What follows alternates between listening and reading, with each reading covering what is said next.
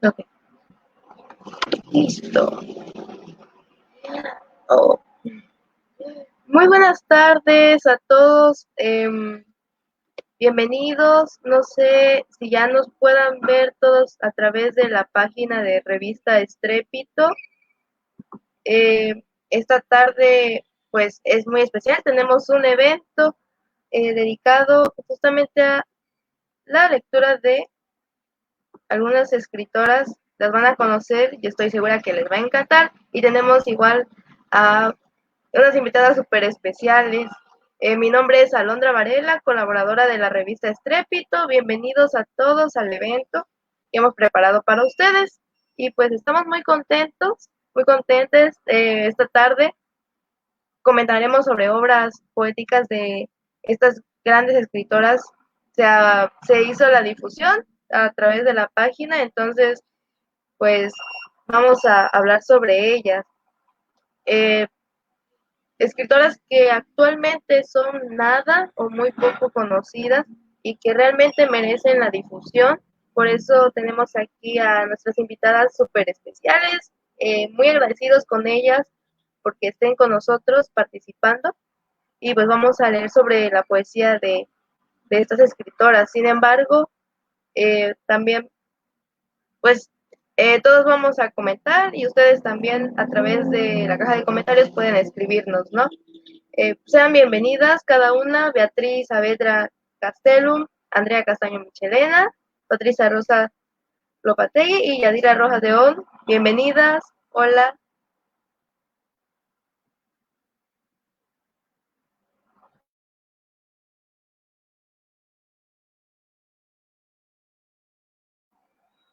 Y bueno, muchas gracias a cada una por aceptar la invitación y mostrarnos un pedacito de lo que cada escritora pues tiene para este mundo, nos dio, nos ha dado y eso es, y nadie conoce, o muy pocos sabemos sobre ellas, ¿verdad?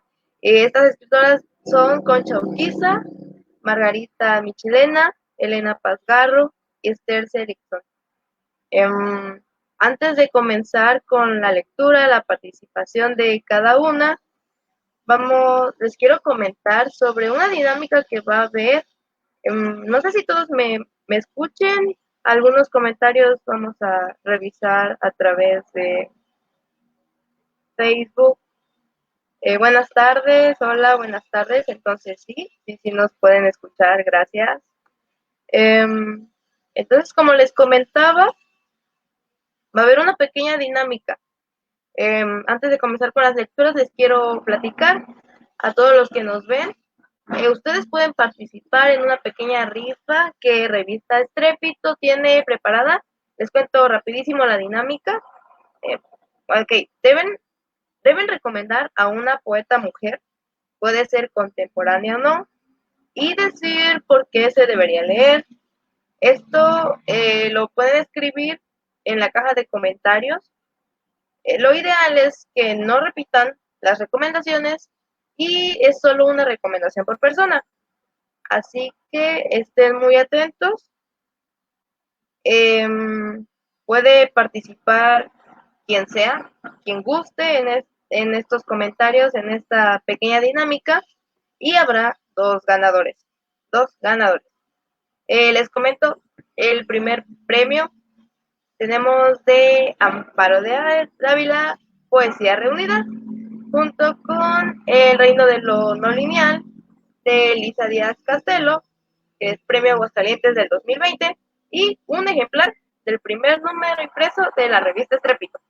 Y el premio número 2 es La Rueda de la Fortuna de Elena Garro, Poesía de ayer y hoy de Amparo Dávila, y también un ejemplar del primer número de la revista Estrépito. Así que estén muy atentos sobre los comentarios. Bueno, comenten sus recomendaciones.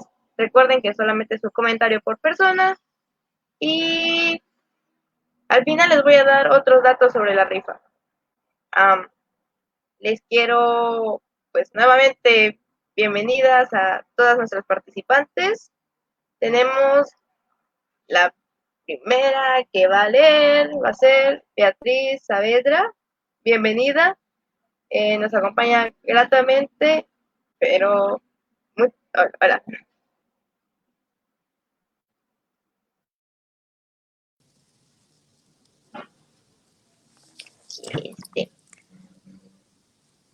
Este, bueno, con Beatriz les voy a leer una pequeña semblanza antes de que nos comente sobre esta escritora. Beatriz Saavedra Gastelum, maestra en letras por la Universidad de Barcelona, España, es escritora, investigadora, poeta, ensayista y académica. Doctorada por el Instituto Mexicano de Líderes de Excelencia. Es directora del Centro de Estudios sobre la Mujer en la Academia Nacional de Historia y Geografía y directora del Festival Internacional de la Mujer en las Letras de la UNAM, codirectora de la editorial Floricanto y directora de la Casa de Estudios de Crítica Literaria de Ciudad de México. También dirige el taller de creación literaria Alicia Reyes en la Capilla Alfonsina y es directora del ciclo de conferencias La Poética de la Inteligencia en el Museo de la Mujer de la UNAM, corresponsal de la revista Literarte Bilbao en España, autora de numerosos artículos sobre literatura en revistas y periódicos nacionales y extranjeros, estudiosa de las nuevas formas literarias. Bienvenida. Muchas gracias. Muchas gracias a la revista Estrépito y a todos los organizadores. Pues es un gusto estar aquí hoy y poder hablar de esta gran escritora, Concha Urquiza, que como comentábamos previo a comenzar esta reunión de análisis, son escritoras que no se conocen, que pasan como en esa parte de la historia que ha sido silenciada de las mujeres. Se habla que hay una mitad de la historia escrita por varones y una mitad silenciada, y creo que es muy importante este tipo de conversatorios, de análisis, de conocer la obra y hacer crítica de estas escritoras. Y Concha Urquiza entra en este grupo. El nombre completo es Concepción Urquiza del Valle, y ella nace en Morelia, en Michoacán, en 1910, y a los 2 años muere su padre y se trasladan a la Ciudad de México, donde ella comienza a estudiar. Y bueno, pues es una mujer que vive, para empezar, una época de nuestro país. Como recordarán, en 1910 pues empieza la revolución, y esto implica para ella pues oportunidades también, porque cuando hay conflictos, pues en ese cambio puede haber oportunidades de desarrollo. A los 18 años ella viaja con su familia a Nueva York y está ahí aproximadamente 5 años y trabaja para la Metro Golden Mayer, eh, haciendo una película, y, y posteriormente ella regresa a la Ciudad de México. Y además se habla que regresa con un novio que se trajo de Estados Unidos. Esto a mí me va dando referentes de la forma de ser de Concha Urquiza, una mujer pues liberal, con un pensamiento de vivir en el extranjero, un pensamiento mucho más amplio, libre, y regresa a México y se va a vivir después a San Luis Potosí, donde ella comienza a dar clases, y, y entonces entra un quiebre en su vida, y, y entra a bueno, a un convento, pero claro, en una sociedad como la de San Luis Potosí, donde ella misma dice, ¿no? Lo que aquí me aguarda, que cuando dice entrar al convento, pueden ser amargos días de humillación y terrores, ¿no? Y bueno, efectivamente solamente aguanta 1 año en el convento. Y cuando ella decide salir del convento, las monjas queman todos sus poemas que no estaban dedicados a Dios. A mí me llama mucho la atención que cuando yo comencé a acercarme a Concha Urquiza, decía, bueno, es una poeta religiosa, totalmente mística, y, y entonces cuando yo empiezo a descubrir esto que les he comentado de Concha Urquiza, Me pregunto si en realidad ella era tan apegada a su parte religiosa o es solamente lo que se preserva de la obra escrita por Concha Urquiza. Eh, Posteriormente de que está ella en San Luis Potosí, vuelve a la Ciudad de México y tiene un amigo sacerdote y tiene mucha comunicación pues con muchos escritores también, va a las tertulias literarias donde se lee poesía, dice Concha Urquiza era feminista, ¿no? Dice, se reunía todos los días en una peluquería elegante con sus compañeras. Su voz tenía el ruido axiomático del feminismo, ese sonido alarmante de la mujer libre. Era sindicalista, pero sus movimientos, sus ideas, sus caricias estaban ligadas a la libre función de las presencias. Estimulaba con sus formas autónomas la existencia de la necesidad de que las mujeres se rebelaran. Es decir, fue una mujer que no se casó, que vivió en libertad, en autonomía, ¿no? Vivía de su trabajo. Y bueno, después la invitan al norte de México a dar clases y antes de comenzar el ciclo salen en una tarde al mar con un grupo de personas y muere ella ahogada con un hombre que era primo de una de las monjas. Y hay ahí un misterio muy grande que si ella se suicidó o aparentemente también tenía una relación con este muchacho y los dos mueren. Eh, algunas, eh, Algunos escritos se piensa que si más bien no la querían suicidar y al final se murieron los dos, ¿no? Bueno, eso nunca lo sabremos, pero lo que sí yo pongo el punto, el dedo sobre la llaga, es que ella no publicó nada en vida. Y cuando ella muere, el padre Méndez Plancarte reúne su obra y la publica. Y hay algunos poemas, porque ella tiene una relación con Arqueles Vela, de los estridentistas, y Arqueles Vela, cuando muere Concha, dice, no, los poemas no estaban dedicados a Dios, esos me los había dedicado a mí, ¿no? Y hay, pues hay que escritos que él dice esto, ¿no? Y bueno, pues finalmente muere Concha y se publican sus poemas y es reconocida como una gran religiosa. Y en base a eso, bueno, es que se aborda su obra literaria. Pero a mí siempre me gusta dejar como ese punto de que hay mucho que indagar en estas escritoras.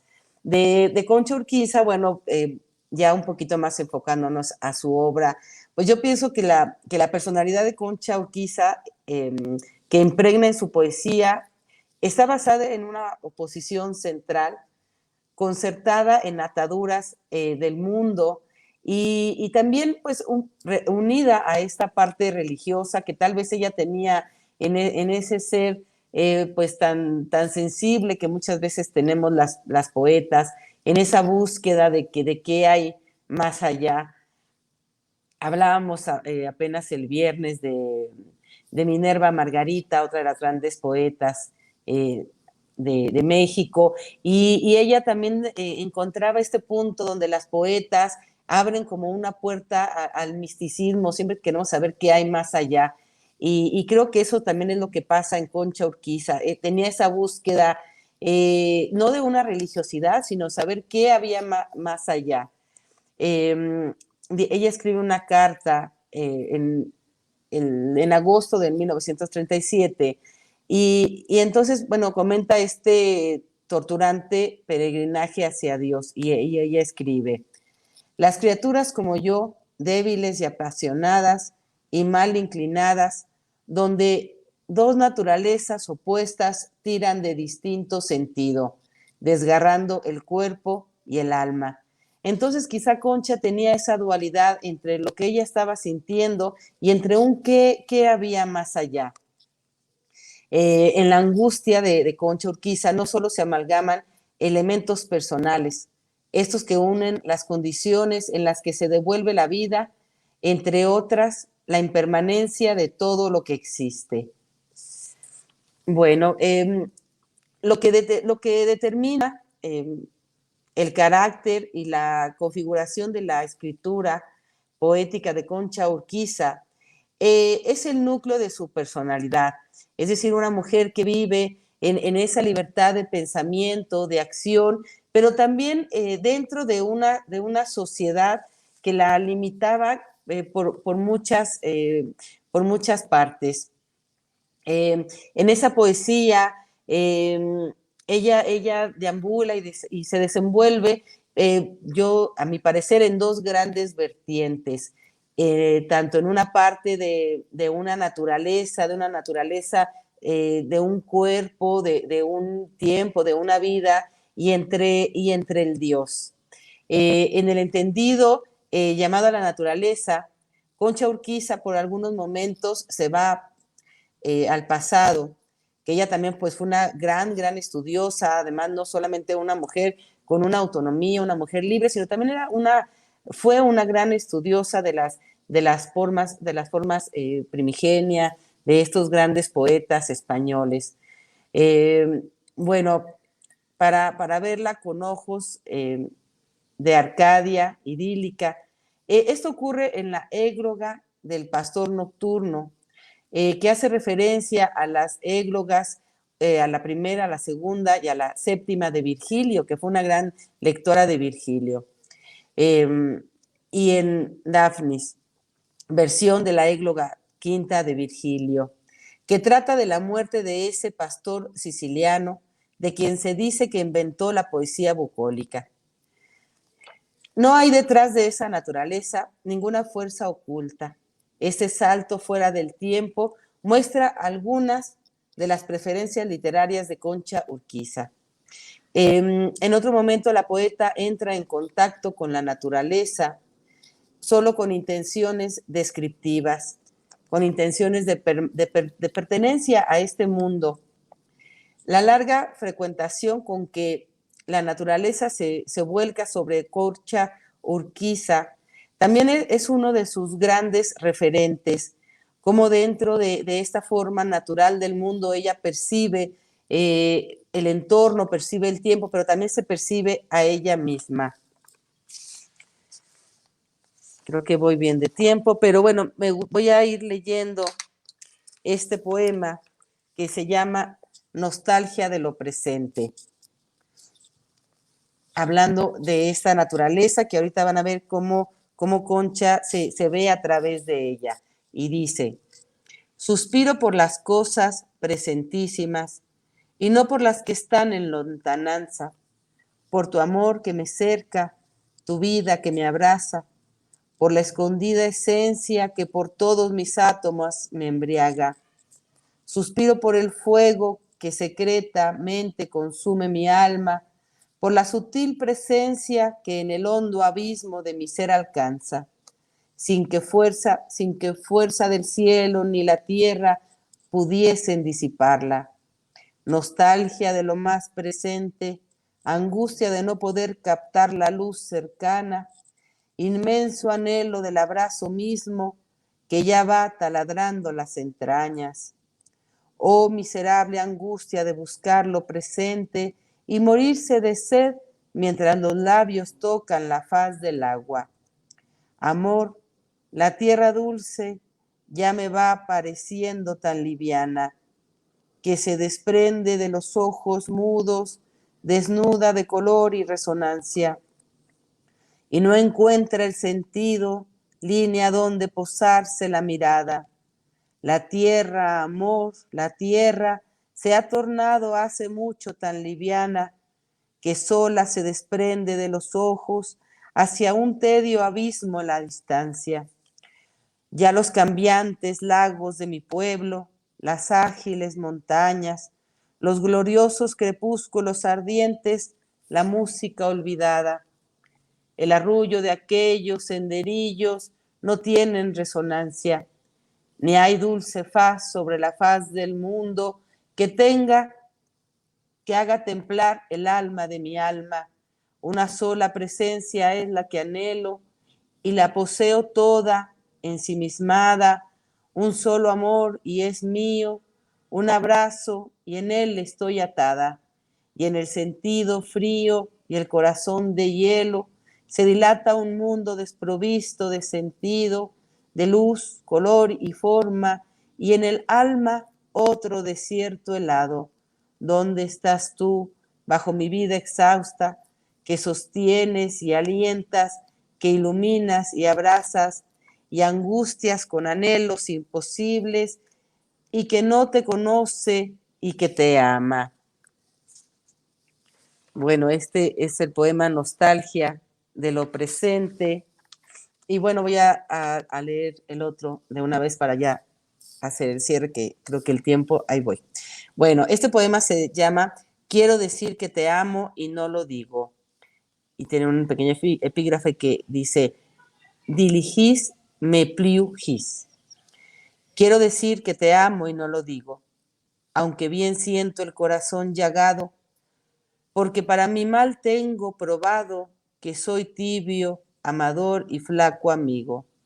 No amarte más es culpa y es castigo, que de ansias de tu amor me has abrazado, y con solo dejarme en mi pecado extremas tu rigor para conmigo. Solo quiero vivir para buscarte, solo temo morir antes de hallarte, solo siento vivir cuando te llamo, y aunque vivo ardiendo en vivo fuego, como la entera voluntad te niego, no me atrevo a decirte que te amo. Bueno, pues este es un poco algo de la poesía de esta gran escritora Concha Urquiza. Y eh, bueno, pues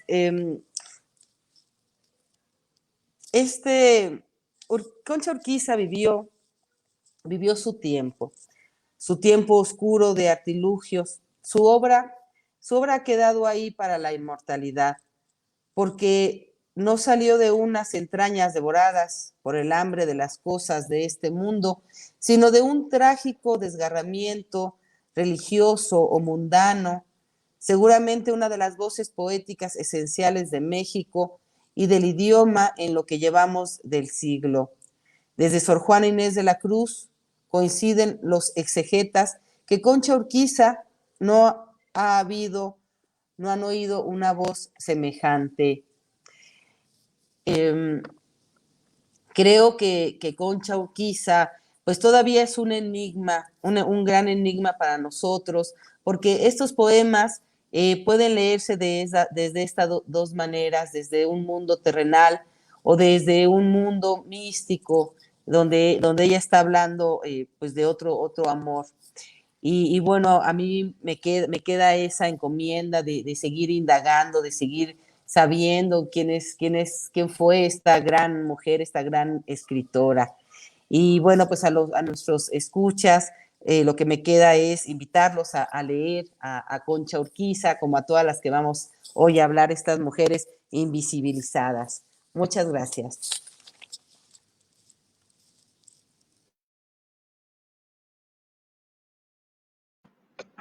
Muchas gracias, Beatriz.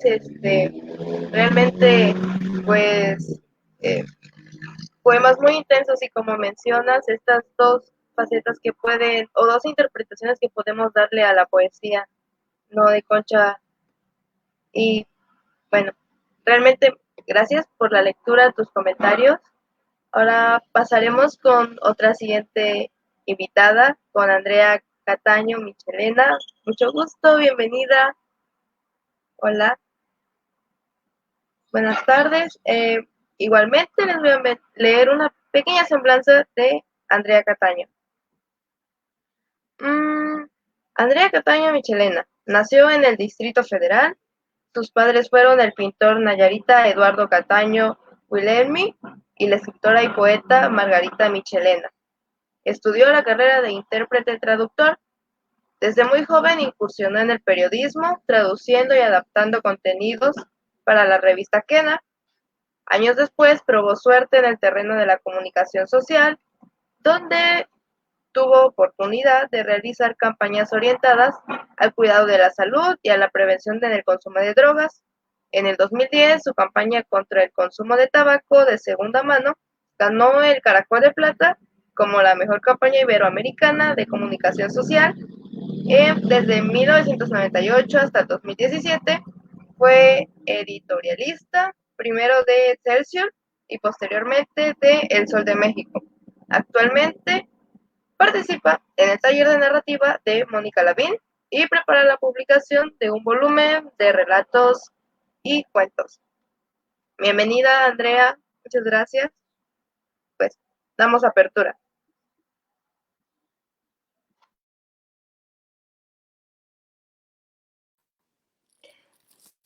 Bueno, pues antes que nada, quiero agradecer a la revista Estrépito por esta invitación y desde luego a los incansables oficios de mi amiga Patti Rosas Lopategui, que verdaderamente no sé a qué horas duerme y siempre he estado ocupada de la literatura femenina.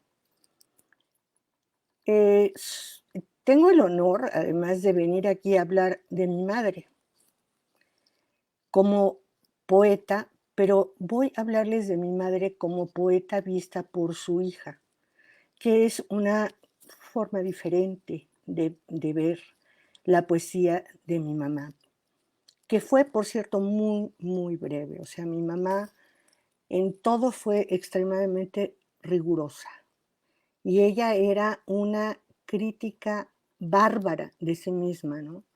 Entonces ella me decía que era más lo que había tirado que lo que había escrito, porque el poema o se daba o no se daba y que después había que nada más limpiar la estática y si no quedaba consecuente a lo que ella era, lo tiraba. Mi mamá nació por azares del destino en Pachuca, Hidalgo, en 1917. Vino aquí con mi abuela de España, de San Sebastián, y se asentaron en Pachuca y ahí fue donde ella nació realmente. Mi abuela vino después que mi abuelo, que vino a trabajar a las minas. Y cuando ya estuvo en México siendo jovencita, mi abuelo, que era un español sumamente severo y para el cual las mujeres había que irlas a casar y punto, no admitía más preparación que no fuera la de que supiera cocinar, bordar, etcétera, etcétera, se buscara un buen marido, tuviera hijos y hasta ahí. Pero mi mamá, que desde muy pequeña tuvo mucha ansia de conocimiento, mucho amor por la literatura, porque tenía un tío que dice que a los 8 años le leyó las Soledades de Góngora y la hechizó para siempre con la palabra. Entonces, ella le dijo a su papá que ella quería estudiar. Mi abuelo le dijo que no, tuvieron un gran pleito y aunque mi abuela la apoyaba, pues mi abuela también dependía de su marido, ¿no? Entonces mi mamá se va de su casa y empieza a trabajar como a los 14 años en la XW porque nació sabiendo escribir, lo que fuera. Entonces hacía guiones, hacía comerciales, escribió para la banda de Huipa, lo escribió todo, leyendas, todo. Fue una gran publicista, de hecho nos mantuvo de ser publicista y de ella es ese eslogan que ha sido catalogado como uno de los mejores de la historia de la publicidad iberoamericana, que es mejor, mejora, mejorar. Tenía esta capacidad de síntesis que tienen los poetas, porque que eso le ayudaba mucho para hacer estos juegos de palabras que aunque no fueran para la poesía, sí servían como poetas para hacer publicidad. Lo mismo le pasó a grandes escritores como la China Mendoza, que también vivió de hacer publicidad, ¿no? En fin, mi mamá escribe una poesía muy difícil. No es una poeta lírica, es una poeta, en este caso también coincide con Concha Urquiza, con una búsqueda de la sacralidad, una búsqueda de Dios. Me contaba ella que cuando fue muy jovencita, en una operación del apéndice, estuvo muerta unos minutos. Tuvo una experiencia cercana a la muerte. Dice que ella se vio desde arriba, vio el quirófano, vio a los médicos, vio ya estaba muerta. Y que en ese momento sintió como si fuera un terrón de azúcar que se disolviera y una inmensa paz. Y que entonces estaba muy feliz cuando la regresaron. Y a partir de ahí empieza esta búsqueda por ese pedazo de patria sagrada que había dejado antes de venir a estar aquí con su cuerpo y con su nombre. Entonces, esta es una clave muy importante para entender la poesía de Margarita Michelena, porque es esta búsqueda constante de lo sagrado en lo humano y la necesidad de reconocerse y la necesidad de no olvidar que no somos de aquí. Y esto la marcó como ser humano y como poeta. Como ser humano fue verdaderamente incansable, como les digo, fue muy reconocida y muy valiente periodista. Fue una de las primeras mujeres que luchó por las causas de las mujeres. Fue la primera mujer en escribir en una página editorial en México. Fundó el primer suplemento de cultura, La Cultura en México. Entonces ella tenía tal cantidad de intereses y tal capacidad para abarcarlo todo, que realmente su poesía fue muy poca y decía eso, que es porque no tenía más que decir. Su obra, si acaso, Reunión de Imágenes, que es donde está toda su obra, no son más de 100 páginas. Consta de 4 libros, que los nombres sí me sé, las fechas no las... Paraíso y Nostalgia, que fue en 1945, Laurel de Nángel en 1948, La Tristeza Terrestre en 1954 y El País Más Allá de la Niebla en 1968, donde escribe al final Notas para un árbol genealógico, que es un poema desgarrador donde dice: ella se pone en orden con sus muertos. Y después de escribir este poema como en un trance que duró 3 días y 3 noches, y yo me acuerdo, nunca más volvió a escribir. Dijo que ya no tenía nada más que decir.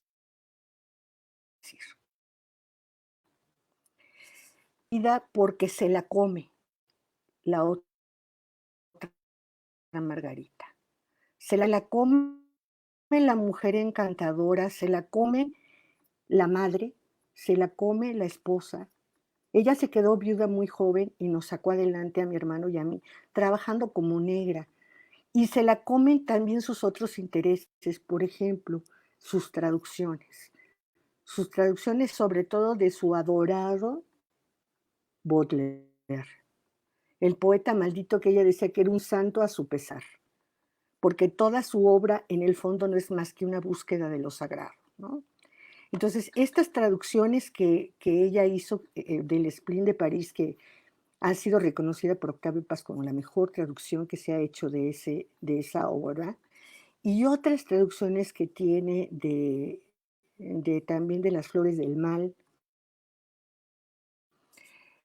y todas estas cosas que ella hizo, fundó el Libro y el Pueblo, grandes autores mexicanos en ediciones muy baratitas que se vendían en los puestos, ¿no? A unos precios irrisorios. Entonces, toda esta vorágine de mujer, porque era una mujer verdaderamente como un torbellino, se comió a la poeta en cierta forma, ¿no? Y por eso es que no es tan leída, no es tan conocida y está relegada. Eso si le aunamos que su poesía no es una poesía lírica. O sea, ella no tiene un solo poema de amor. Digo, de amor como lo entendemos a un hombre. No lo tiene. Inclusive el poema que le escribe a mi padre cuando se muere, cuando se queda viuda, es un poema de amor, pero no en el sentido del enamoramiento, ni del amor pasional, ni de este amor romántico. Es un poema de Eva, escrito a Adán, ¿no? A su Adán. Y es muy interesante desde ese punto de vista su obra, ¿no? Yo para ustedes hoy he elegido 2 poemas.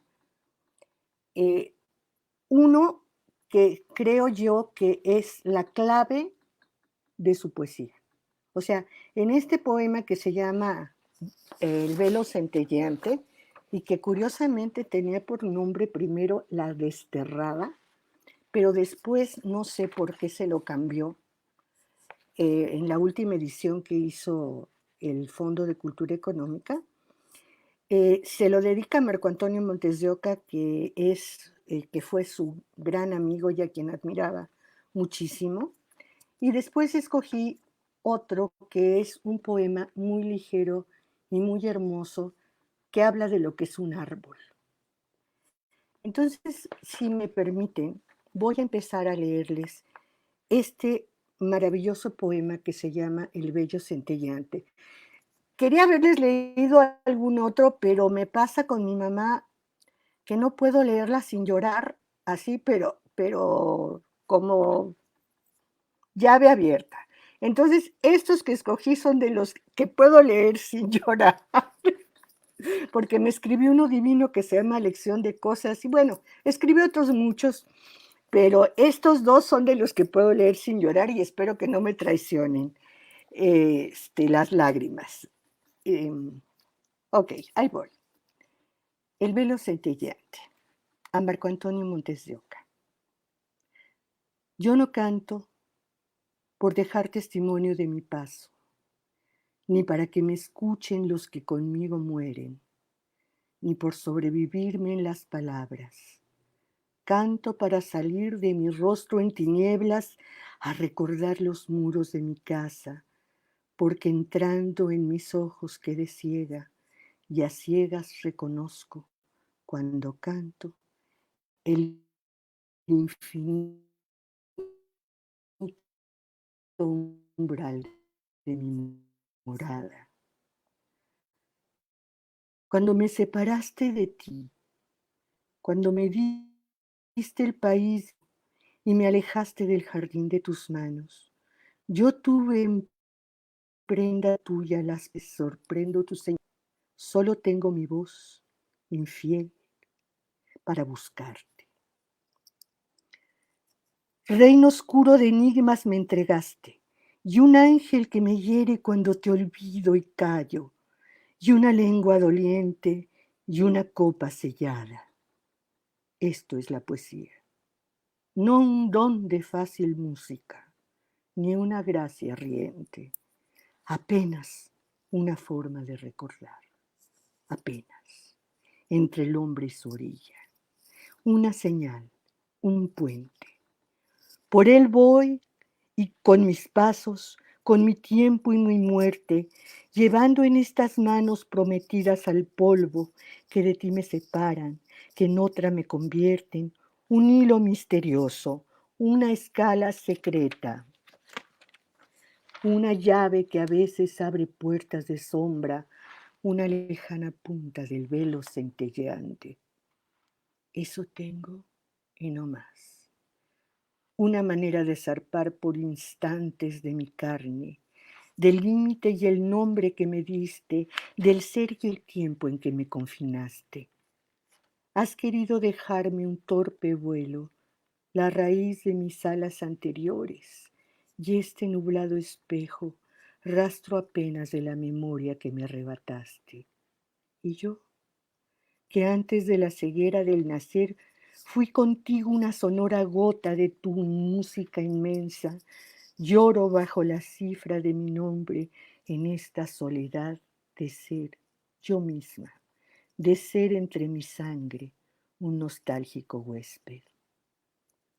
Pero voy caminando hacia el retorno, pero voy caminando hacia el silencio, pero voy caminando hacia tu rostro. Allá donde la música dejó de ser ya tiempo, allá donde las voces son todas la voz tuya, aún es mi camino de palabras, aún no me disuelves en tu música, aún no me confundes y me salvas. mas tú me tomarás desde el cadáver vacío de mis pasos. Derribarás de un soplo la muralla de mi nombre y mis manos y apagarás la vacilante antorcha con que mi voz abajo te buscaba. Recobrarás el incendiado espejo en que atisbé, temblando tu fantasma, y ese sonoro sello en que mi frente me señaló un destino de nostalgia. Y callaré. Devolveré este reino de frígidas palabras. ¿Por qué cantaré entonces si ya habré recordado? Si estará abierta entonces esta rosa enigmática.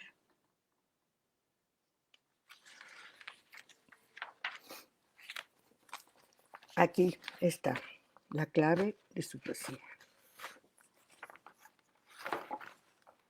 Y ahora este divino poema, divino, hermoso, que se llama Versos Menores y dice: la vida es un orden que dura. Luis de Broglie. Cada árbol que nace es un sitio del viento que se piensa escultura, música, verde pueblo. Lo va pensando todo mientras sube por dentro y se arranca y se impulsa del caos como un astro, gana luz y sonido y va su forma de árbol, solo, distinto, hecho, confiado a su nombre y árbol solo por eso. Se encuentra con el aire, lo invade y lo posee. El vacío le clava dentelladas de espuma enfurecida y negra. Quiere abatirlo, quiere negarlo entre sus ondas de sombra delirante, en su desorden ciego. Mas la forma resiste. Su arrecife ligero combate con la noche sin ojos que lo asedia.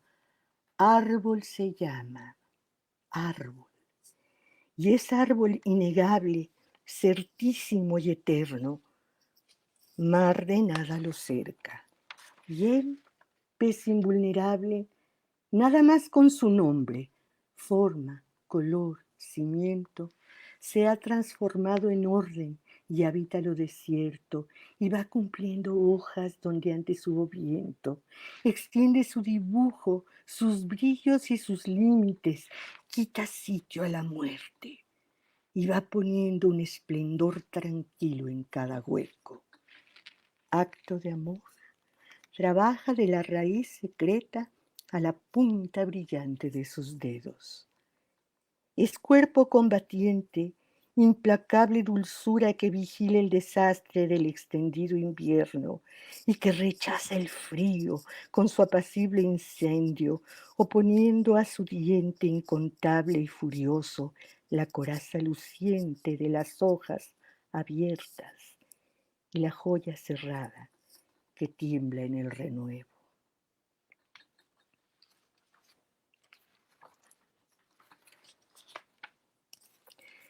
Muchas gracias. Yo para terminar les recomiendo leer a Margarita Michelena, independientemente de la maravilla del fondo de su poesía, de la esencia de su poesía, por su gran musicalidad. Era una mujer que escribía en decasílabos y eso le da una música realmente maravillosa, además de que tiene unas metáforas bellísimas.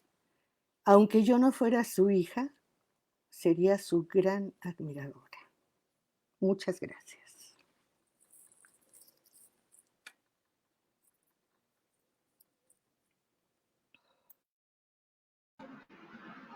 Wow. Quedé totalmente, como dicen, impactada. Realmente me llegaron los poemas y mientras estaba leyendo, Andrea era como, realmente porque no la conocí antes.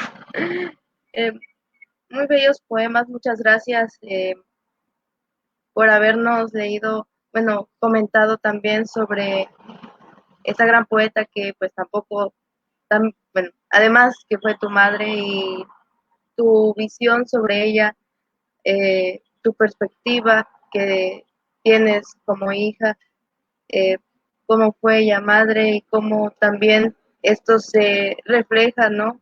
En sus poemas, en su poesía, sus textos que nos diste, bueno, que nos acabas de leer, estos dos. Muy bellos, muchas gracias, Andrea. Y ahora vamos a seguir con la tercera participante invitada. Vamos ahora con Patricia Rosas, bienvenida. Muchas gracias por acompañarnos nuevamente aquí en Revista Estrépito. Fuertes abrazos, bueno, para todas. Procederé igualmente a leerles su breve semblanza. Patricia Rosas Lopategui es profesora en la Universidad de Nuevo México, Estados Unidos. Es biógrafa de Elena Garro y ha escrito varios libros sobre la autora poblana. El más reciente, Diálogos con Elena Garro, entrevistas y otros textos, en Gedisa 2020. También ha estudiado a Guadalupe Duenas, Nahui Olin, Amparo Dávila, Nelly Capovelo, entre otras escritoras transgresoras. Nuevamente, muchas gracias por acompañarnos. Fuerte abrazo y pues, cedo la palabra. Gracias, Patricia. Muchas gracias, Alondra. Muchas gracias a todo el público que nos acompaña en esta tarde, en esta tertulia literaria, poética, en donde nuestro propósito es visibilizar a estas 4 poetas que forman parte de nuestra cultura. Ellas 4 son columnas de nuestra literatura y decimos todas nosotras aquí unidas, basta, ya basta de que los únicos que ocupen los espacios sean los varones. La voz femenina ha estado presente siempre a lo largo de todos los siglos de la historia literaria de México y ese es nuestro propósito en este evento. Así es que agradecemos a la revista Estrépito por darnos este espacio y por permitirnos acercarlas a todos ustedes esta tarde a estas voces poéticas. Bueno, yo voy a hablarles de Elena Paz Garro. La poesía de Elena Paz tiene diferentes vertientes y es muy distinta a la de Concha Urquiza y a la de Margarita Michelena, pero de un gran valor también, desde luego. Cada poeta tiene su propio, pues claro, por supuesto, su propia voz, su propio estilo, y también de alguna manera determinado por sus vivencias. En el caso de Elena Paz Garro, seguramente ustedes ya saben que ella fue hija de la novelista, cuentista, poeta, periodista, activista Elena Garro y del ensayista y poeta Premio Nobel de Literatura 1990, Octavio Paz.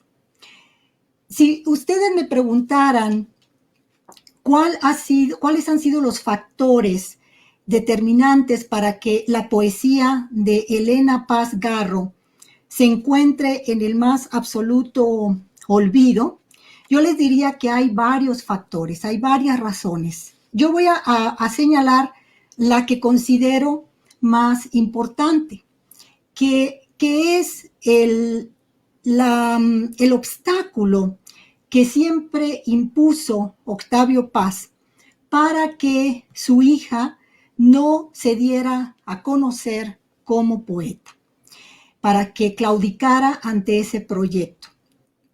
Y esto, claro, no solamente lo hizo en relación a Elena Paz, sino también a Elena Garro.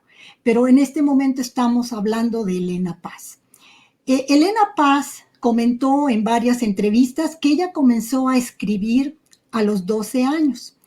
Claro, Elena Paz fue desde muy temprana edad una acuciosa lectora y se convirtió en una mujer prácticamente autodidacta, una mujer muy culta, muy erudita, y que desde muy temprana edad va a empezar a escribir. Cuando ya es una joven y después ya una mujer madura, ella escribe, se declara poeta y escribe un sinfín de poemas. De hecho, dejó la gran mayoría de su poesía está inédita.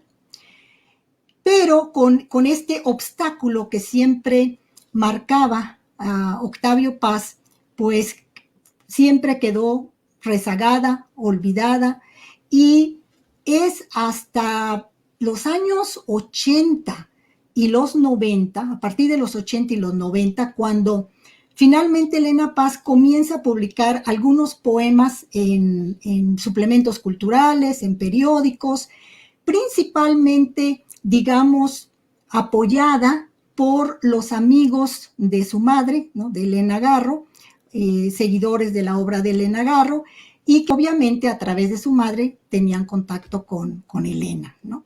Y entonces su poesía había estado dispersa hasta que algunos de sus poemas, por supuesto, la gran, digamos, una minoría, hasta que en 1991, cuando ellas estaban en París, en el exilio, Clara Janés, una poeta española, amiga de las Helenas, decidió publicar su primer plaquet en Madrid. Y este poemario se conoce con el título de Criaturas de la Noche.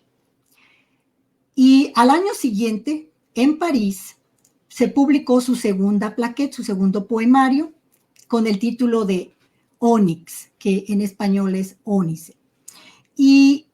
Pero estos dos poemarios en realidad tuvieron un tiraje muy, muy breve, es decir, se tiraron entre 200 y 300 libros nada más, y no se comercializaron, es decir, no tuvieron una difusión a nivel masivo, ni mucho menos, sino que más bien fueron plaquets que Elena Paz distribuyó entre sus amigos, entre sus conocidos, ¿no? Y va a ser hasta el año 2007 en que, gracias a Joaquín Díez Canedo, que en esa época él era gerente editorial del Fondo de Cultura Económica, da a conocer el poemario La Rueda de la Fortuna, en donde se reúnen alrededor de 70 poemas de Elena Paz. Es decir, todavía una cantidad mínima, porque Elena Paz dejó un gran acervo poético que está inédito todavía hasta este momento. Ahora, Elena Paz escribía en francés, escribió, yo creo que la gran mayoría de sus poemas en francés. Y el poemario de Criaturas de la Noche, de 1991, eran poemas escritos en francés y los tradujo Elena Garro para que se publicaran en Madrid. El segundo poemario, Ónix, ese sí apareció en París con sus poemas escritos en francés, que son dos libros muy difíciles de conseguir, de obtener. Aquí, por ejemplo, en mi biblioteca, en la Universidad de Nuevo México, que si ellos no tienen un libro, lo buscan, se hace una búsqueda y se consiguen libros y se obtienen por estos préstamos interbibliotecarios que hay en este sistema, y que incluso los rastrean no solamente en las universidades estadounidenses, sino fuera de Estados Unidos. Y conseguí el poemario Ónix. Ese lo vi, lo toqué, es una magnífica edición, pero Criaturas de la Noche fue imposible obtenerlo, ¿no? En fin, entonces, cuando gracias a Joaquín Díez Canedo se publica La Rueda de la Fortuna, Elena Paz estaba muy contenta, ¿no?, muy feliz, porque por fin quizás habría un acercamiento a los lectores mexicanos a través de su poesía. Pero pues no fue así, lamentablemente no fue así, no hubo crítica, no hubo reseñas, fue un absoluto silencio en torno a ella, ¿no? Y esto es lamentable porque yo considero que la poesía de Elena Paz tiene un gran valor y los dos poemas que yo he seleccionado para compartirles esta tarde, ustedes van a ver lo que señalaban Beatriz, Andrea. La poesía se caracteriza, uno de los elementos fundamentales de la poesía es el poder que tiene la poeta o el poeta para condensar en 2, 3 imágenes ideas fundamentales, esenciales, el poder de síntesis, ¿no? Y esto es lo que vamos a ver en estos poemas que yo he escogido para ustedes. También quiero señalar que Elena Paz tuvo un acercamiento epistolar fundamentalmente con el famoso escritor, ensayista, filósofo alemán Ernst Jünger, quien para ella fue su mentor, su guía espiritual, y podemos decir que en él encontró el apoyo que nunca tuvo de parte de su padre. Y este escritor reconoció el valor de la obra poética de Elena Paz y gracias a Clara Janés, que era la intermediaria, él escribió un prólogo al primer poemario, al de Criaturas de la Noche.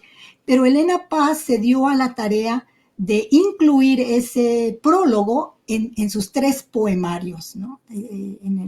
En Criaturas de la Noche, en Onix y también en La Rueda de la Fortuna, ustedes pueden leer este prólogo. Bueno, entonces voy a darle lectura a los poemas que seleccioné para ustedes. El primer poema es un poema que se titula Mi Isla. Y este poema lo escribió en París en 1982, cuando las Helenas estaban en el exilio en la capital francesa. Y en este poema, Elena Paz me comentó, porque después de que salió el poemario, yo la entrevisté y le pregunté, ¿y este poema de Mi Isla, de qué hablas aquí? Es un poema con unas imágenes, es muy visual. Y me dijo, bueno, ese poema originalmente yo se lo dediqué a mi mamá, ¿no? A Elena Garro.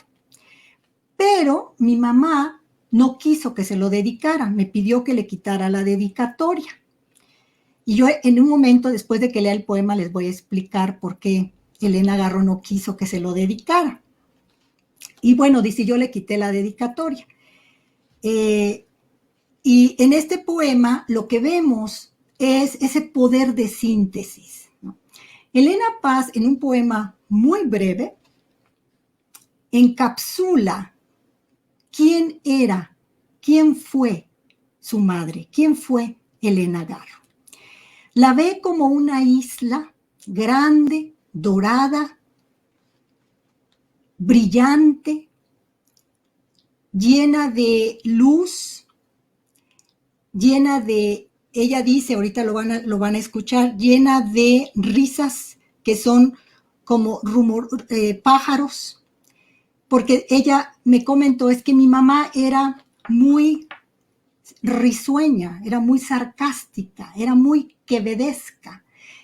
Siempre estaba analizando, cuestionando el mundo y su mirada era muy punzante, ¿no? Muy irónica, una mujer muy brillante.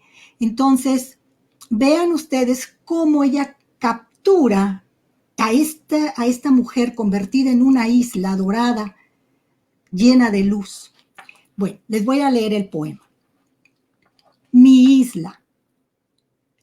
isla de oro, tan próxima, tan lejana. La acerco con mis olas. Busco adivinar lo que encierra su frente para alcanzar el núcleo de sol, en el que se reabsorbe su ser, las playas blancas de sus pensamientos, la risa en su alma rumorosa de pájaros. Se aleja, se convierte en una minúscula canica de oro y rueda bajo la puerta para siempre. Entonces, Elena Garro no quiso que le dedicara el poema porque ella dijo, no, ese es un poema de un adiós y a lo mejor me puedo morir. ¿No? Pero vemos aquí cómo Elena Paz encapsula a esta mujer que era una isla gigantesca llena de creatividad, de luz, de ideas, de combate, y que esa isla grandiosa se fue reduciendo, hasta quedar convertida en una canica. Elena Paz obviamente está manifestando aquí lo que sucedió con ellas después de los eventos del 2 de octubre de 1968, la masacre de Tlatelolco, en donde Elena Garro fue acusada de una manera injusta de ser la traidora, la espía del gobierno, la que delató a los intelectuales, toda esa orquestación que armó el poder para descalificar a Elena, porque Elena Garro llevaba a cabo una lucha por la justicia social, y esto quizás después también nos podría compartir al respecto algo Andrea Cataño Michelena, quien las conoció cuando ella era muy pequeña, una niña, conoció esa lucha de las Helenas, porque Margarita Michelena, su madre, iban todas a la CNC a ver a don Javier Rojo Gómez, que dirigía en aquel momento la CNC en búsqueda de justicia social para los campesinos despojados de sus tierras. Bueno, y el otro poema que les quiero compartir es un poema que se titula Jaula de vidrio. Ustedes saben que a raíz de los sucesos del 68, la relación entre Octavio Paz, Elena Garro y Elena Paz, su hija, quedaron rotas. Hubo un gran distanciamiento entre ellos. A finales de 1983, ellas vivían en París. Octavio Paz invitó a Elena, a su hija, a pasar unos días con ellos, con él y con Mary Jo, a Londres. Paz estaba en Londres. Y Elena Paz se trasladó de París a Londres y allá pasó unos días con su padre. Se reconciliaron y su papá, Octavio Paz, le prometió conseguirle un trabajo en la embajada en el consulado. Primero fue en el consulado, después en la embajada, pero en el consulado de México en París. Las Helenas, pues como ustedes saben, siempre tenían muchos problemas económicos y no tenían un sueldo, un ingreso fijo. Entonces, Elena Paz estaba muy contenta y su padre le dijo que para principios de enero del 84 ella ingresaría a trabajar en el consulado. Entonces, Elena estaba con grandes expectativas. Ella pensaba que el trabajo que iba a tener era un puesto en donde ella por fin podría llevar a cabo su proyecto intelectual, su proyecto como poeta, que podría difundir su poesía, que podría organizar conferencias, talleres, exposiciones, pero resultó todo lo contrario. Cuando ella comienza el trabajo, pues resulta que era un trabajo más o menos bien pagado, es decir, obviamente era un ingreso estupendo para lo que ellas antes no tenían. Podían pagar la renta, podían vivir en un sitio mejor y podían tener, digamos, el asunto de la comida resuelto.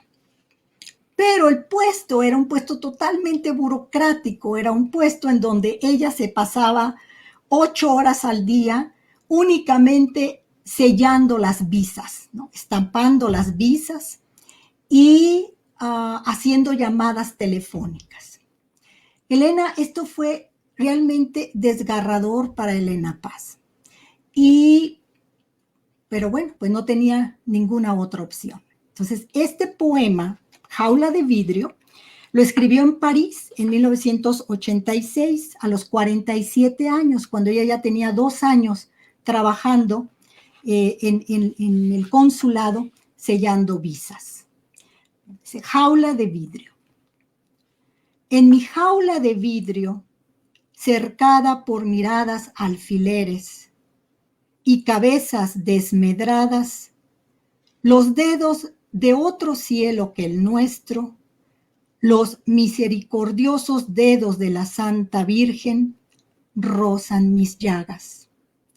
Y de ellas surgen fuentes de agua clara, las belloritas de los bosques. Un relámpago azul profundo desgarra mi noche. Un río de luces entra en mi corazón en harapos. Harapos hechos con las mezquinerías burocráticas. Una inefable sonrisa se borra dulcemente. Un aire llegado de los bosques de la infancia sopla ahora en la jaula de vidrio. Entonces podemos ver cómo en este poema ella muestra, revela que en ese mundo rutinario, burocrático, en donde el personal del consulado se burla de ella, la señala, la humilla, la única manera de escapar de ese entorno es a través de la imaginación, a través del mundo que tuvo ella en su infancia, en su adolescencia, que fue el mundo de la fantasía, de la ilusión, cuando vivió otra realidad. Pero esa realidad está siempre presente en la poesía de Elena Paz Garro como un escape a la realidad brutal que tiene que vivir cada día. Yo, igual que Beatriz y que con Andrea, y estoy segura que con Yadira también, los invito a que lean a estas poetas, a que se acerquen a Elena Paz Garro, y para gran sorpresa de nuestra, sé que uno de los libros que va a ser hoy día un regalo para alguno de los miembros de la audiencia es precisamente La Rueda de la Fortuna. Muchas gracias.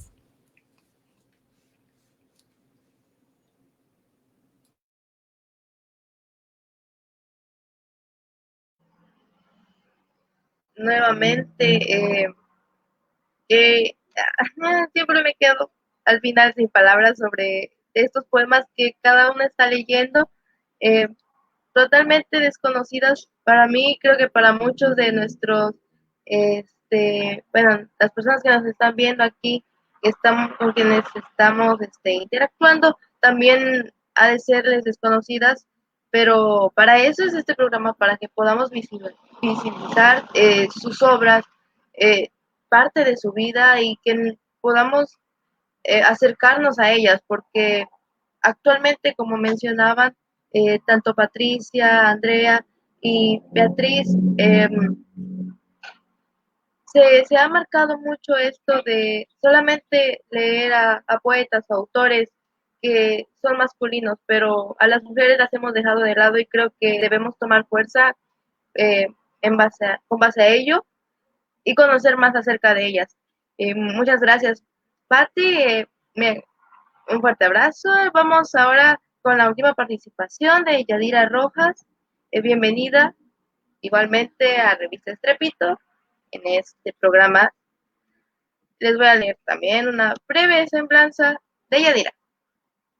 Yadira Rojas León es escritora, investigadora y docente mexicana, licenciada en Lengua y Literatura Hispanoamericanas y maestra en Letras Mexicanas del siglo XX por la Universidad Autónoma de Chiapas, la UNACH. Fue becaria del Programa de Estímulo a la Creación y Desarrollo Artístico, PECTA, por la edición crítica de la obra de Joaquín Vázquez Aguilar.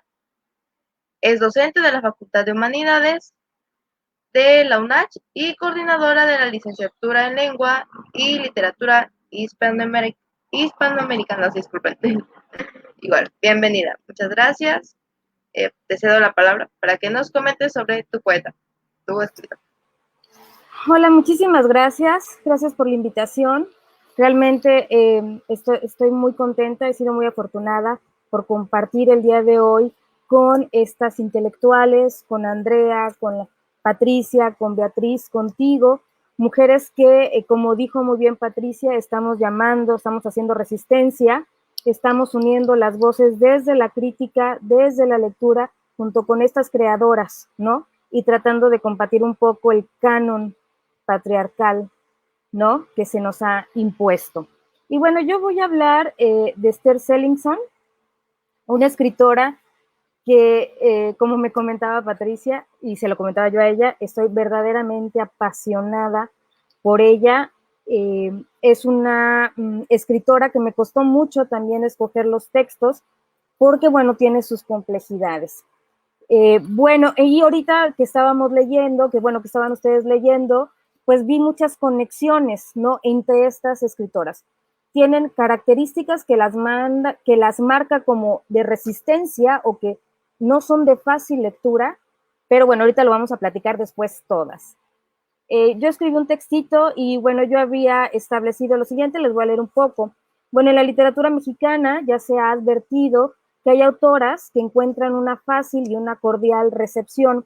Esto a tiempos muy modernos, ¿no? Sabemos de que han luchado contra el campo literario siempre, ¿no? Entonces, a tiempos muy cercanos a nuestros días, bueno, han tenido esta fácil recepción entre el público y no se diga entre el campo literario. Otras viven una existencia subterránea, ellas están creciendo por dentro del canon, esto quiere decir, a pesar del canon se están moviendo, y sus lectores y sus lectoras, a pesar del canon, están leyéndola.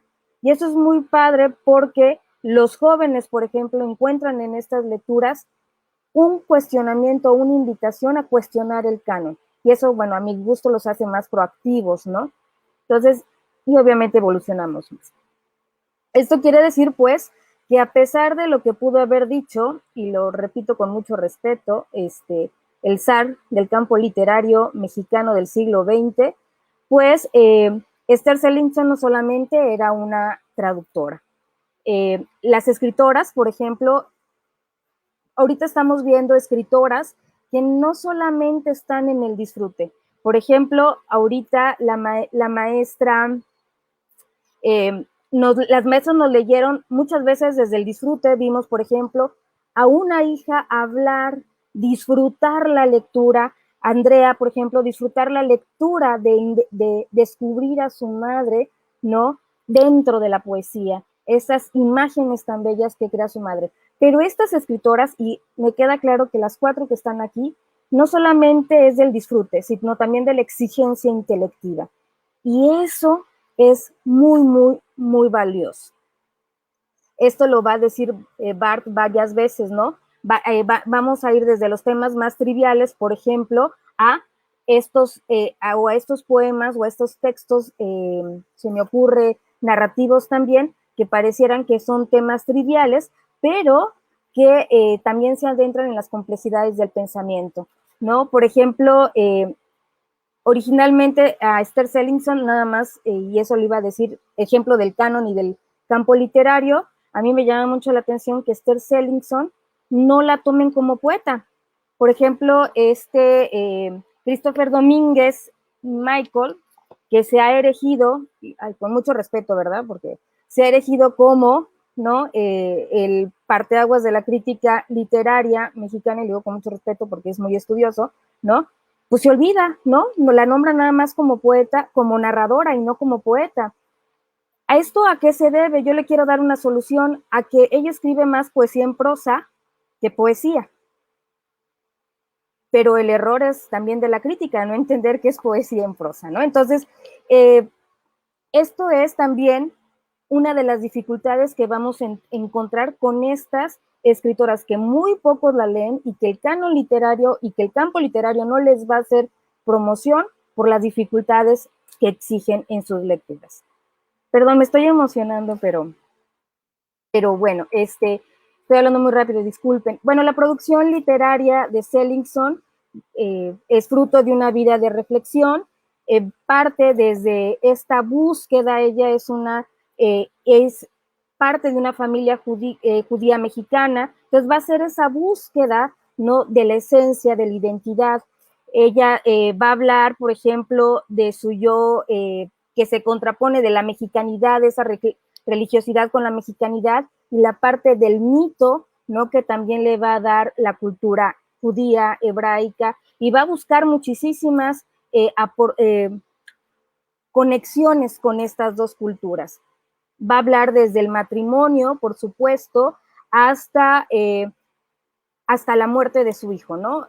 Va a ser una mujer que también va a hablar de estos viajes, de este descubrimiento del yo. Algo muy importante es que yo pienso, y lo hago con mucha humildad y mis limitaciones, es que ella deconstruye a su yo. O sea, ella es una feminista aguerrida, es una feminista que propone el feminismo desde su vida, desde su escritura. Ella es ensayista, poeta, narradora, traductora, fue administradora. Estamos viendo aquí a un cuarteto de mujeres que hicieron un montón de cosas y que tuvieron que ir rompiendo los límites de cada género y de cada disciplina a la que ellas se apegaban o en las que ellas trabajaban. Entonces, por ejemplo, ella también va a ser dramaturga o va a ser maestra de teatro, y en todos esos puntos la feminidad, el feminismo va a ser parte de su discurso, y eso es realmente importante. Vamos a ver que entre las cosas que a mí me encantan de la obra, y que también lo vi en el caso de las otras escritoras, es le dan voz, ella le da voz a personajes que el canon o que la literatura canónica no les ha dado voz. Por ejemplo, se me ocurre Penélope, ¿no? Renueva y resignifica a Yocasta, a Circe, a Eurídice, les da voz y las resurge, las moderniza, las pone en un entorno moderno y nos lleva al cuestionamiento, por un lado. Por otro lado, va a ser ella la que va a deconstruir, les digo, esta feminidad. Yo, quién soy, quién escribe, ¿no? Mi mito, yo soy un mito, o de qué mito vengo y cómo me traduzco en ese mito, por ejemplo. A mí me encanta, por ejemplo, que establezca que para poder ser libre, tengo yo también que ver mi propia circunstancia, me voy a deconstruir yo, y conforme me deconstruyo, voy a entender al otro, pero no le puedo pedir al otro que se ponga en mis zapatos, ni yo ponerme en los zapatos del otro. Y creo que eso es fundamental de esta lucha y de esta resistencia. Otra imagen que me gusta mucho, ahorita que leía la maestra Patricia, Mi Isla, Esther Seligson tiene un poema muy parecido, pero es ella la isla, ¿no? Que es fantástico. Es ella la isla, y la madre, que eso es bellísimo también, es ese mar que la rodea, que la acaricia con su oleaje, ¿no? Y algo importante, la mar es la totalidad, el femenino, de donde surge el árbol, la matriz, el universo mismo, que para ella es femenino. Entonces, desde ahí, bueno, estoy fascinadísima con la obra de Esther.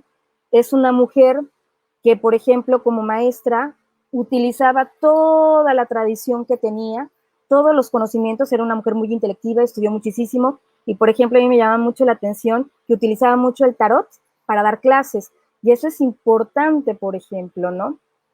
Viajó mucho, se casó a los 19 años, ¿no? Pero aún así casada, establece esta libertad que le da, ¿no? También estudiar mucho, pues ella se va de viaje, anda, va y viene, y obviamente poco a poco la vida, ¿no? Esta vida que nos determina culturalmente, que determina el género, bueno, pues le va pasando los costos. Uno de ellos va a ser la muerte de su hijo Adrián, tuvo 2 hijos, Adrián muere, Voy a contar esto porque a mí me impresionó mucho y porque voy a tomé una decisión de último momento. Su hijo muere, se suicida enfrente de ella, y el dolor, no solamente de la muerte del hijo, sino de todo el pasado que ella no construyó con ese hijo, es impactante en la obra de Esther Sellingson. Yo, como siguiendo sus pasos, bueno, no he sido madre, pero puedo sentir el dolor de esta muerte.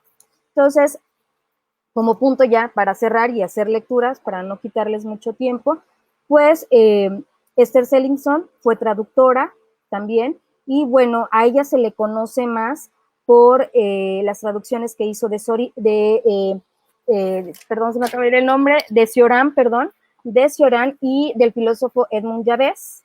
Aquí hay una nota muy graciosa.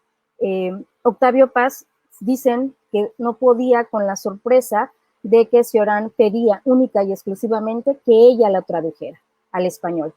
Y eso ha de haber sido un golpe fuerte para el señor, porque hay que sabernos que él promocionaba como el máximo traductor del francés y platicaba con los grandes historiadores y filósofos franceses.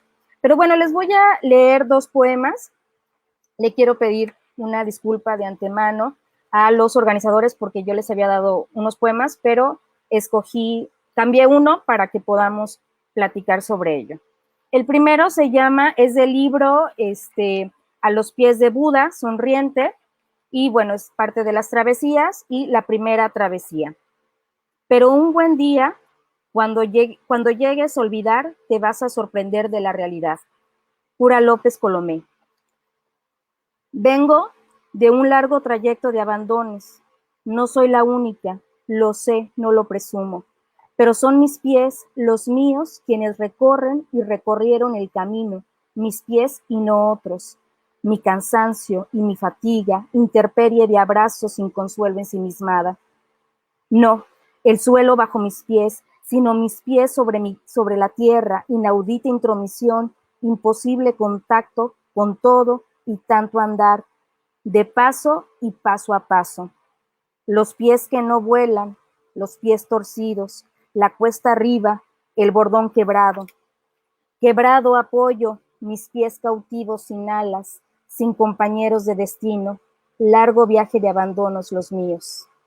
Imagen y semejanza de un olvidado ritmo, eterno partir y partirse, el talón, el empeine, la planta, la huella, el tiempo todo lo borra, dicen sin empacho los sedentarios, ajenos a la herida, la magulladura, el tránsito descalzo. Andar sin artificios peregrinos a Compostela daba igual la dirección, pues todo fue signo, itinerario sin trazo, que los pies me lleven, dije, donde esté mi alma. Ningún fuego consumió, sin embargo, tanta pisada. En las holgueras, para iluminar la ruta, ninguna lágrima tampoco secó todo. Ahora cualquiera andar en sueños, salvo por cicatrices y una contimaz renquera. Bueno, entonces este es un poema, obviamente, está construido en más partes y habla de estos viajes, de esta búsqueda de identidad también de Esther Sellingson. Habla pues también de las dificultades, a mi gusto, del femenino, de las dificultades del yo reconstruyéndose y deconstruyéndose. En la segunda parte pues también habla de algo importante, que es el matrimonio, los hijos, esa parte que como mujer dentro de la cultura y dentro de nuestro género apenas estamos rompiendo, cuestionándolo, y ella ya lo cuestionaba y le dice, pues en un momento me dijeron que tenía que ser madre, tira la semilla donde sea, y luego fue todo para siempre también, ¿no? Este cuestionamiento. Y bueno, es por este lado, es importante la obra, y les quiero leer otro poema del poemario Simiente, así como se llama el poema. Les quiero mostrar estas imágenes. Es un poemario que viene acompañado por dibujos y son dibujos de su hijo Adrián. Y algunos son dibujos que ella hace para su hijo Adrián. Entonces, viene en memoria para Adrián Harskowitz Selinsky. Dice, quien pretende ser absolutamente acaba sintiéndose nada, perdón, quien pretende ser absolutamente acaba sintiéndose nada dentro de una resistencia sin fronteras. Yo tuve un hijo bello, audaz, como ánade salvaje, y tengo otro hermoso secreto como león al acecho. Nació fruto de adolescentes ardores. El primero fue brote de domésticas reconciliaciones. Yo he sido árbol de sueños alborotados y ambos crecieron sin nido entre el bronco ramiaje. Viví sus infancias, prolongación de mis sueños, columpié en sus juegos, locura de evasión constante. Y entre las líneas de los cuentos, de la hora de dormir tejí papalotes, maraña de horizontes, la disipada sed del absoluto. Tal vez se hicieran hombres a pesar de sí mismos. ¿Quién no abandona regañadientes la inocencia? Y volarán sin temor por su cuenta, cada cual a su antojo. La maternidad es apenas un arriendo abrigo de inquilinos transitorios, como yo lo hice a mi aire. El arbe permutó, cuantas alas y máscaras le infundió su anhelo. El felino, en cambio, escondió en su temple sus garras, mientras el árbol, el tronco, se inventó una barca. Y un buen día a la chita, callando, se nos consternó. La vida se nos bifurcaron los sueños, nos rayó el alma la tiznada, así como quien nada anda de puntitas, como quien abre una ventana y disloca en un salto espacio y tiempo, hay el ánade para siempre. Y bueno, les agradezco muchísimo, las dejo para que sigamos conversando. Mil disculpas, leí muy rápido, pero mil disculpas.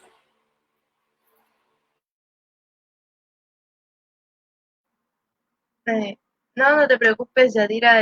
Muchas gracias por, pues, eh, hablarnos sobre esta escritora, esta poeta, que igualmente, con lo que tienen todas en común, no han sido visibilizadas, hay que difundirlas más. Sus textos realmente van más allá de trivialidades, de cosas sin sentido, cosas que nos pueden parecer no importantes, pero tienen un gran trasfondo, ¿no?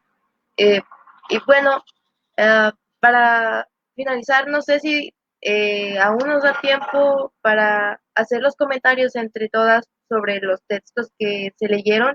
No sé ustedes qué piensan, eh, para hacer este breve conversatorio entre todas.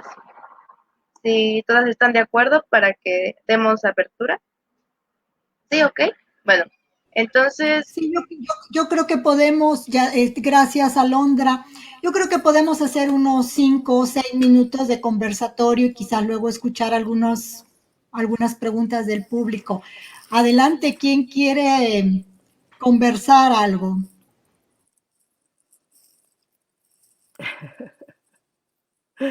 Nos come la lengua el ratón, ¿verdad? Cuando de empezar se trata, siempre pasa esto.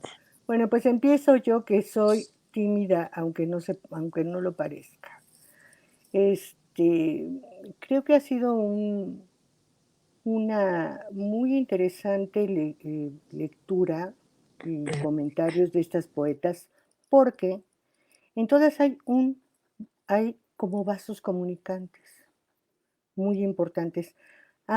Las 4 han sido mujeres extraordinariamente brillantes, que han hecho muchísimas cosas, no nada más poesía, y que comento aquí también, como en el caso de mi madre, la lucha cotidiana por sacar adelante su vida ha tenido un efecto sobre su poesía en cuanto no solamente al número de a la productividad poética, sino también a la cuestión de ser tan poco conocidas en esos términos, ¿no?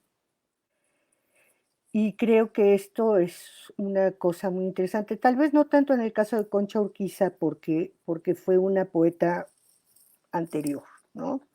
Pero aquí también ella estaba en la trampa de la vida religiosa y de la vida secular, ¿no?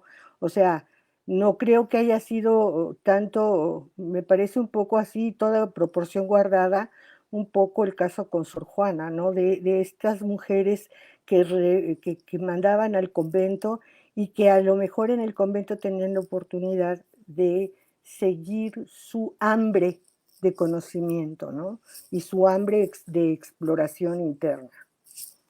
No sé qué piensen ustedes. Ahí se los dejo.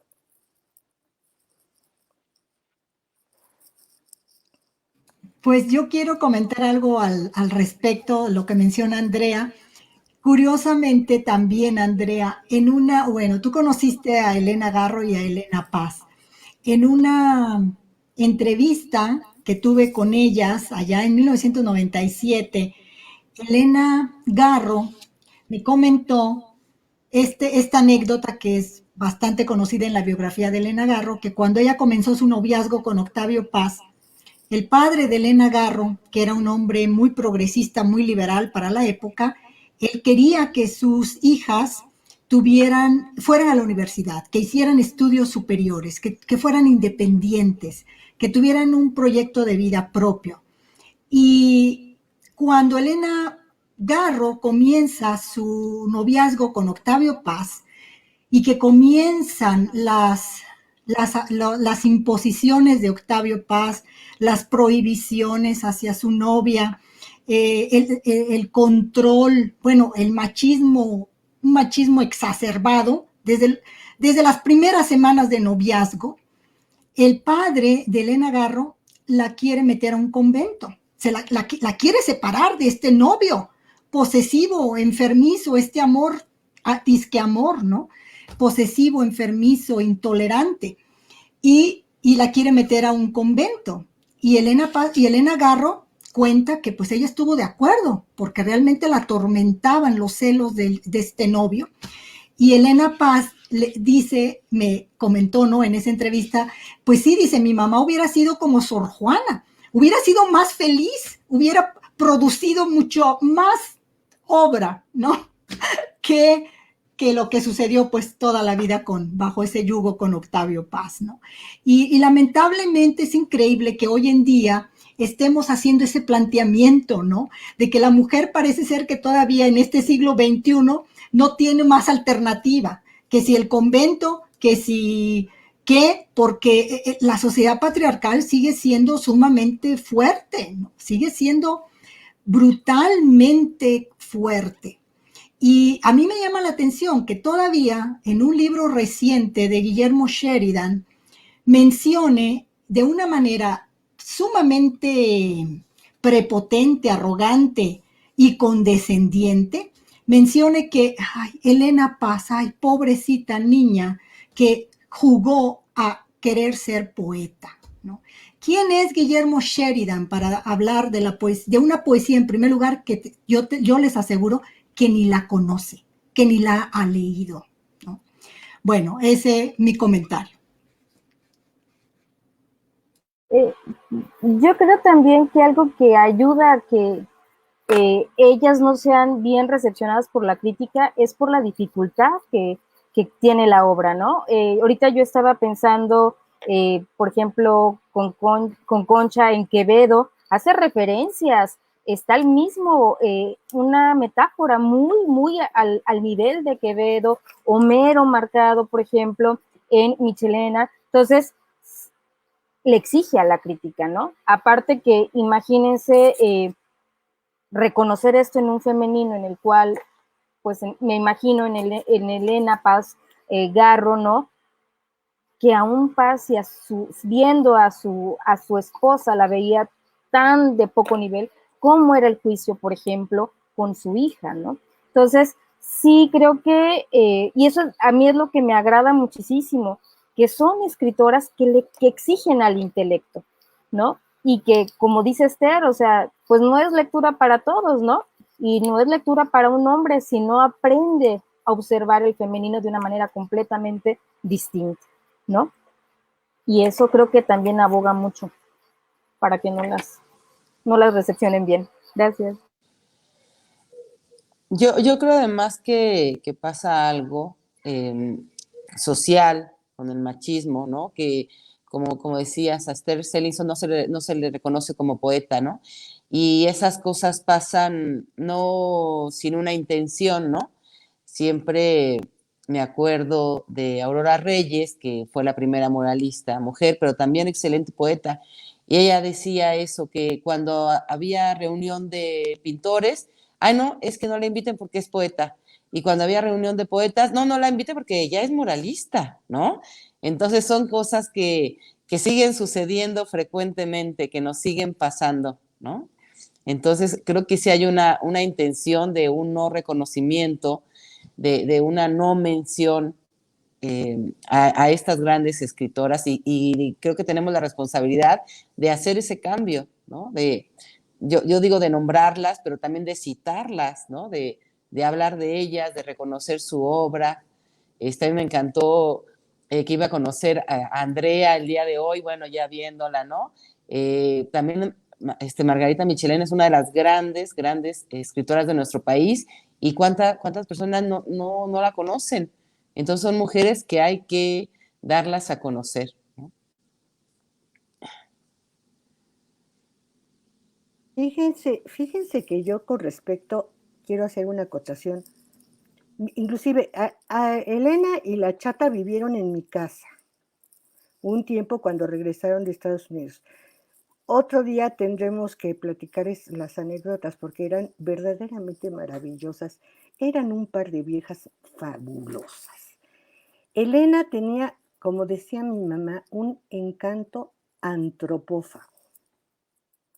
Ser una mujer de un encanto. Y la Chata era muy bella y muy brillante. Y su padre, no creo que no se hubiera dado cuenta del talento que tenía. Como también sabía perfectamente bien que su mujer era mucho más talentosa que él. Entonces, ahí no fue una cuestión de que no se hubiera dado cuenta. Él era un hombre muy inteligente, medio malvado, pero muy inteligente. Entonces, que me perdonen las vacas sagradas de la intelectualidad por lo que estoy diciendo.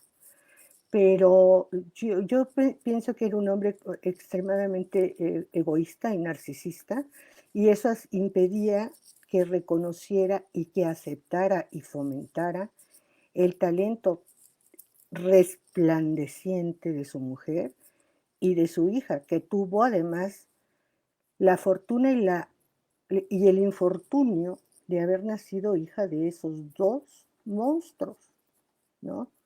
Porque créanme, yo en mi muy humilde lugar, en mi muy modesta posición, ser hija de Margarita Michelena es difícil, ha sido difícil. Buscarme mi voz, mi espacio y mi lugar. Entonces yo no quiero saber lo que fue para Elenita Paz, la Chata, que además era bellísima, bellísima, era alta, delgada, elegante, con una sonrisa y unos labios que siempre estaban maquillados de rojo. Yo la recuerdo muy bien, rubia, despampanante, y caminaba como una gacela, como un espectro, caminaba como una bailarina, así, en medio de un pas de deux, así, ¿no? Era bellísima, bellísima y elegante, pero pobrecita, porque tuvo esas dos grandes personalidades para buscarse su lugar y no le dieron chance. Entonces creo que sí ha sido un crimen realmente terrible el que se ha cometido con Elena Paz, con la Chata, desde ese punto de vista que no la dejó ser su papá. Su mamá, bueno, con su mamá fue otro asunto, pero con su papá, híjole. Y tampoco es que no la quisiera, sí la quería, pero le tenía celos.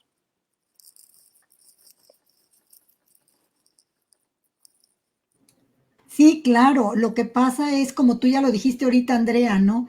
La sociedad patriarcal es tan fuerte y Octavio Paz es producto de esa sociedad, ¿no? Entonces, obviamente es producto de esa sociedad en donde él es un hombre muy celoso, como tú lo dijiste. Tenía un gran temor, Paz tenía un gran temor de la competencia en casa, ¿no? Que no hubiera competencia en casa. Él admiraba, celebraba la brillantez, la inteligencia de muchas otras poetas, escritoras, pero de dientes para afuera, como decimos, ¿no?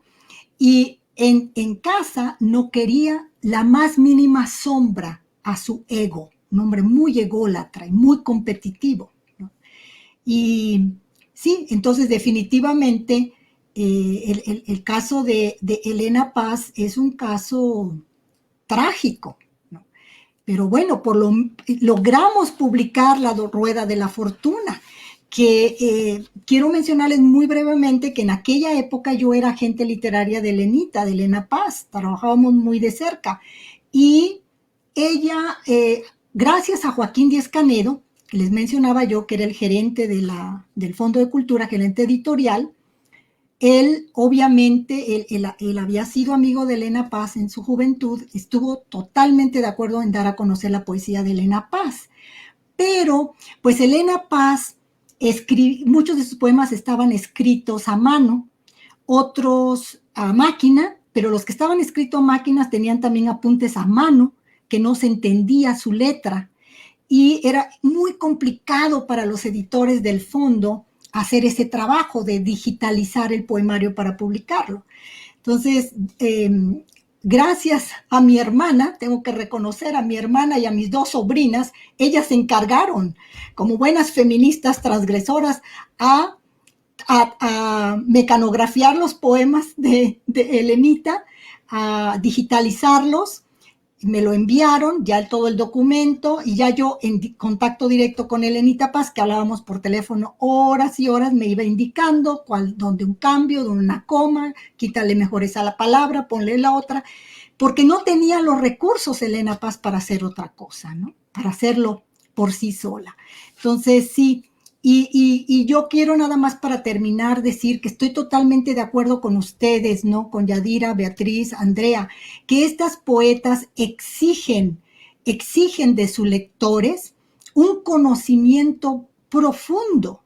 No son poetas ligeras, no son poetas románticas.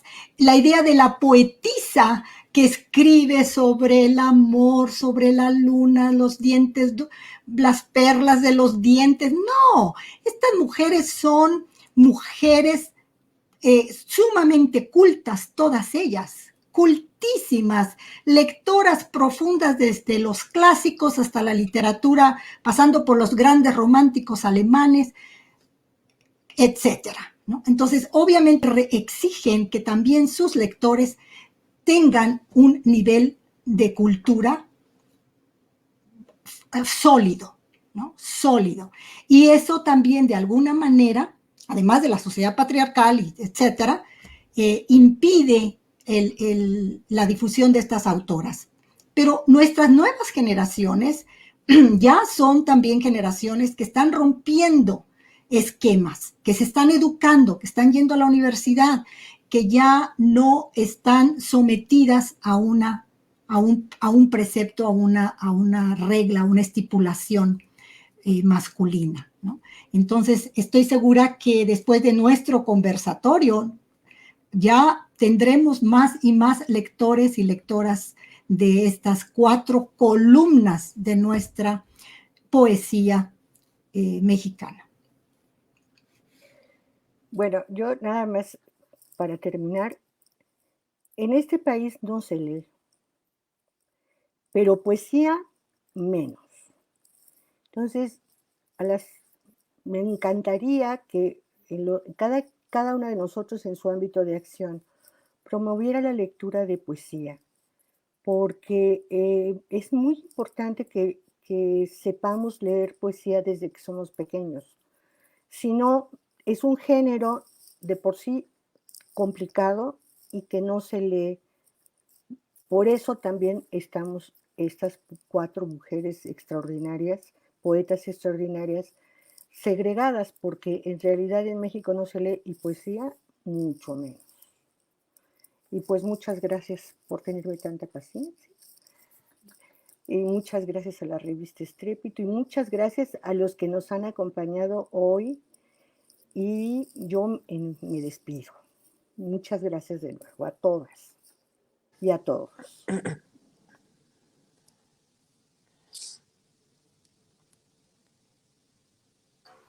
Bueno, Sí, yo mucho, nada más bueno, para... ¿puedo tomar la palabra? Sí, claro, Beatriz, Adelante, después, adelante. ¿sí? Ok. Pues Bueno, yo nada más quería comentar, darle las gracias a todas ustedes, ha sido maravilloso, he aprendido muchísimo, y comentar también algo fundamental, creo que ellas se dieron cuenta de su entorno y decidieron escribir para no publicar, o sea, de, negaron a las editoriales, se dieron cuenta que no iban a ser recepcionadas en su época y escriben para la posteridad. Yo creo que serán escritoras de resistencia, pero también formadoras, ¿no? De nuevos lectores. Y creo que así hay que promocionarles. Muchas gracias a todos y me encantó conocerles y escucharles. Gracias. sí, pues bueno, yo también nada más agradecer a todos despedirme y dejar eso, que es muy importante la construcción de toda esta historia de las mujeres en la literatura. Creo que las 4 mujeres que estamos aquí hoy, bueno, las 5, estamos poniendo un granito de arena y es el trabajo que tenemos que hacer, conocerlas, valorarlas, revalorar su obra, ¿no? Y pues muchas gracias a la revista Estrépito y pues a todas las que estuvieron hoy aquí conmigo. Muchas gracias.